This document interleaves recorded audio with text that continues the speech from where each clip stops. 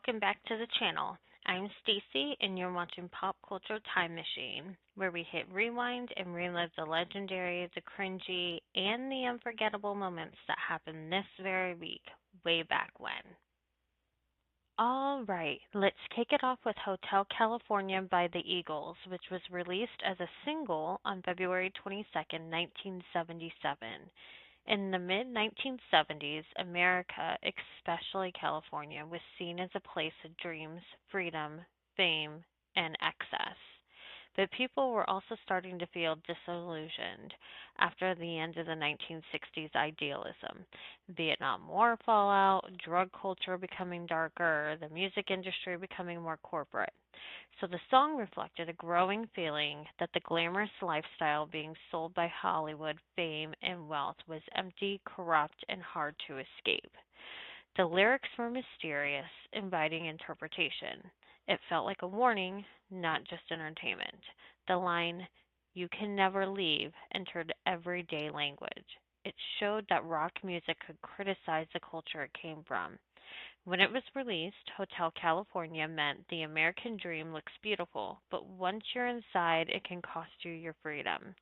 That's why it still resonates and keeps getting referenced decades later. Let's not forget those iconic TV shows like MASH, which aired its final episode on February 28th, 1983.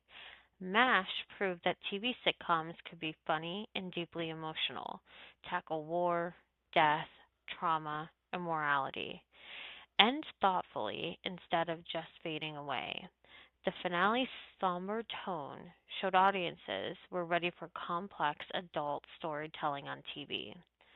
Although set during the Korean War, MASH was widely understood as a commentary on the Vietnam War, the human cost of conflict, psychological trauma, which is what we now call PTSD.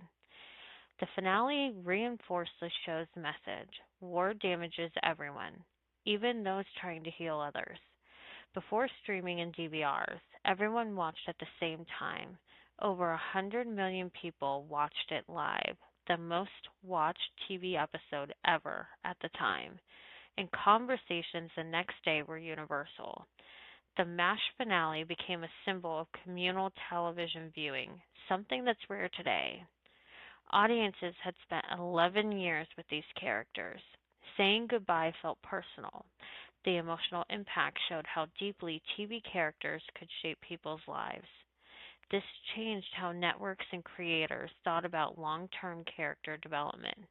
Long term pop culture impact set the gold standard for series finales, influencing shows like Cheers, ER, The West Wing, and Scrubs. Often referenced as the moment when TV grew up, the finale episode of MASH showed that television could unite the country, telling meaningful stories and say something profound about humanity and war. Here's your Did You Know of the Week. On February 22nd, 1980, the United States men's hockey team, made up mostly of college players, defeated the Soviet Union, the most dominant hockey team in the world during the Cold War. The United States later won the gold medal. The game was seen as democracy versus communism, underdogs versus a superpower, youth versus a machine like system.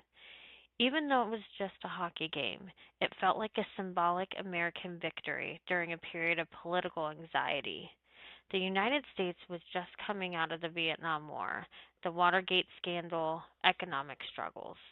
The win gave Americans a shared emotional lift, a rare feel good moment that suggested the country could still win against long odds. In long term pop culture, the Miracle on Ice became the template for underdog narratives in movies such as Rocky, Hoosiers, later Miracle, TV and commercials, motivational speeches, and politics.